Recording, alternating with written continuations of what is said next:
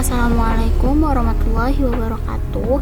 Halo semuanya, perkenalkan saya Dia Nur Hovifa dengan NIM 144820122012. Video ini dibuat untuk memenuhi salah satu tugas mata kuliah Farmasi Fisika dengan dosen pengampu Bapak Irwandi M. Pham.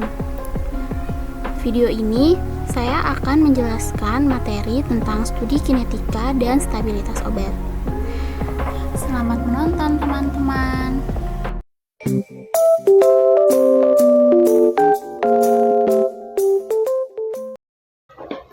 Studi kinetika.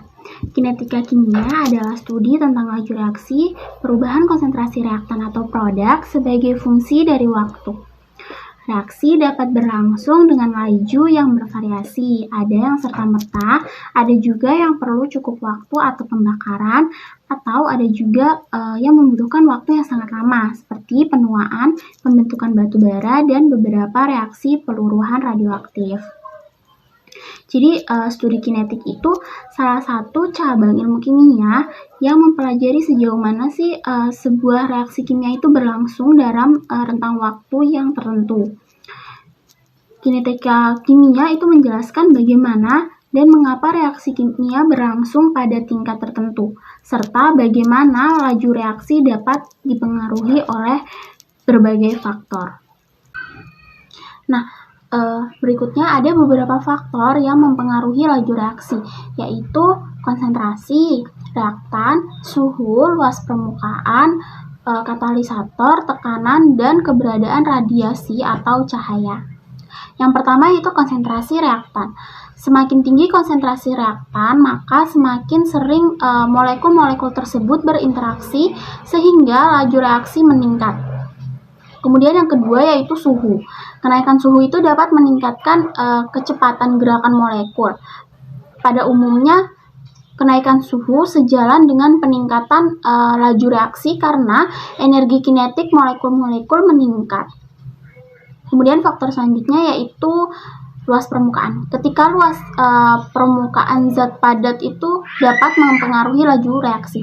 Semakin besar luas permukaan, semakin banyak area yang dapat berinteraksi dengan zat lain. Meningkatkan laju reaksi juga. Itu juga dapat meningkatkan laju reaksi juga. Kemudian yang keempat itu katalisator. Katalisator adalah substansi yang mempercepat reaksi tanpa ikut terkonsumsi dalam reaksi tersebut. Katalisator dapat menurunkan energi aktivitasi sehingga mempercepat laju reaksi. Kemudian faktor yang kelima yaitu tekanan. Pada reaksi yang melibatkan gas, peningkatan tekanan dapat meningkatkan laju reaksi karena molekul-molekul gas lebih sering berinteraksi. Kemudian faktor yang terakhir yaitu keberadaan radiasi atau cahaya. Beberapa reaksi kimia dapat dipengaruhi oleh radiasi atau cahaya tertentu. Contohnya adalah seperti reaksi fotosintesis yang membutuhkan cahaya sebagai katalis. Selanjutnya, studi kinetik dalam dunia farmasi itu mencakup pemahaman tentang laju reaksi kimia dan proses perubahan obat dalam tubuh manusia. Seperti misalnya kinetik farmakodinamik, terus ada kinetika interaksi obat, kinetika eliminasi, kinetika distribusi, dan kinetika absorpsi. Kinetika farmakodinamik itu contohnya seperti respon terapeutik. Itu untuk memahami hubungan antara konsentrasi obat dengan efek terapeutik atau toksik yang dihasilkan. Yang kedua yaitu kinetika interaksi obat. Interaksi obat itu memahami bagaimana obat-obat dapat mempengaruhi kinetika satu sama lain, misalnya melalui penghambatan atau induksi enzim metabolisme. Yang ketiga yaitu kinetika eliminasi. Contohnya laju eliminasi itu untuk mengukur seberapa cepat obat dikeluarkan dari tubuh. Biasanya itu melalui ginjal atau hati. Kemudian contoh lainnya itu juga seperti setengah hidup atau waktu yang diperlukan untuk mengurangi konsentrasi obat dalam tubuh menjadi setengah dari nilai awalnya.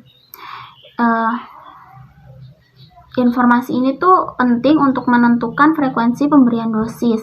Terus yang keempat yaitu kinetika distribusi. Contohnya menentukan volume distribusi. Itu untuk menentukan sejauh mana sih obat itu tersebar di dalam tubuh. Terus volume distribusi juga membantu memahami distribusi obat di antara jaringan dan organ. Kemudian yang terakhir yaitu kinetika absorpsi.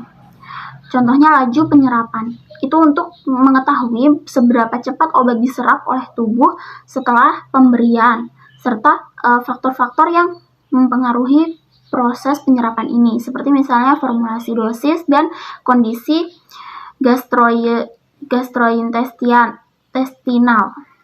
Terus studi kinetik dalam farmasi itu membantu memastikan bahwa obat memberikan manfaat yang diinginkan dengan risiko yang minimal.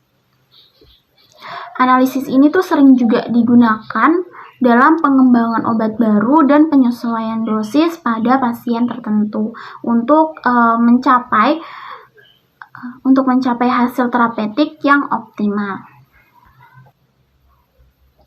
Kemudian materi selanjutnya yaitu stabilitas obat. Stabilitas obat adalah kemampuan suatu produk untuk mempertahankan sifat dan karakteristiknya agar sama dengan yang dimilikinya saat dibuat. Itu meliputi identitas, kekuatan, kualitas, dan kemurniannya dalam batasan yang ditetapkan sepanjang periode penyimpanan dan penggunaan. Suatu obat dapat dikatakan stabil jika kadarnya tidak berkurang dalam penyimpanan.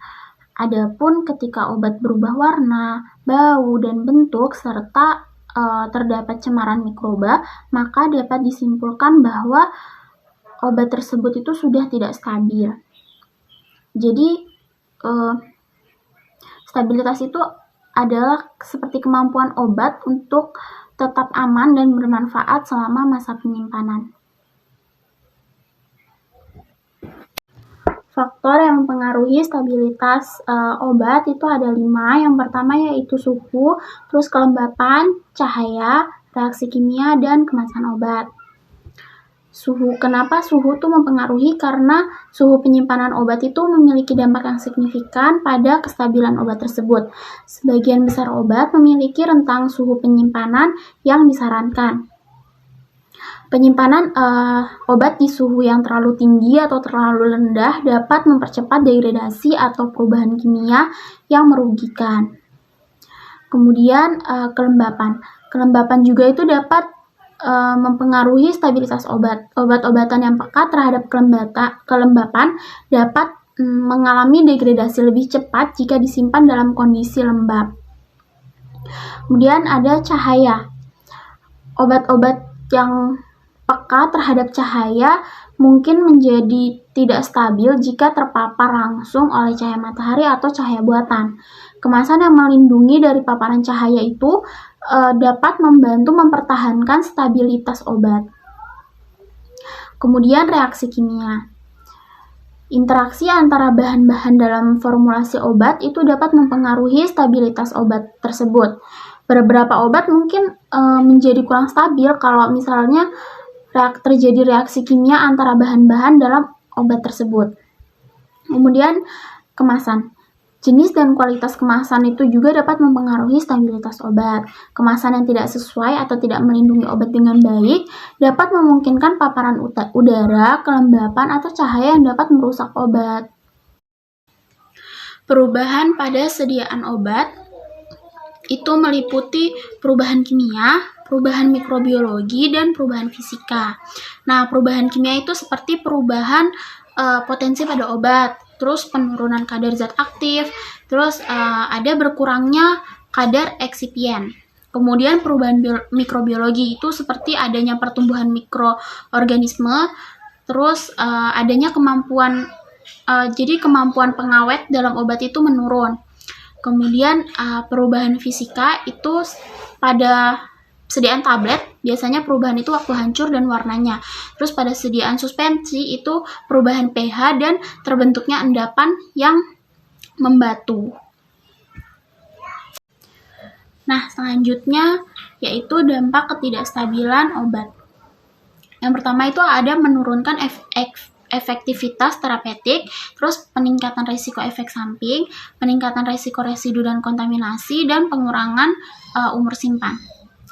Yang pertama, menurunkan efektivitas terapeutik. Jadi, obat yang tidak stabil itu dapat mengalami degradasi atau perubahan kimia yang dapat mengurangi aktivitas terapeutik pada obat tersebut. Nah, ini tuh dapat mengakibatkan penurunan efektivitas obat sehingga pengobatan tidak memberikan hasil yang diharapkan.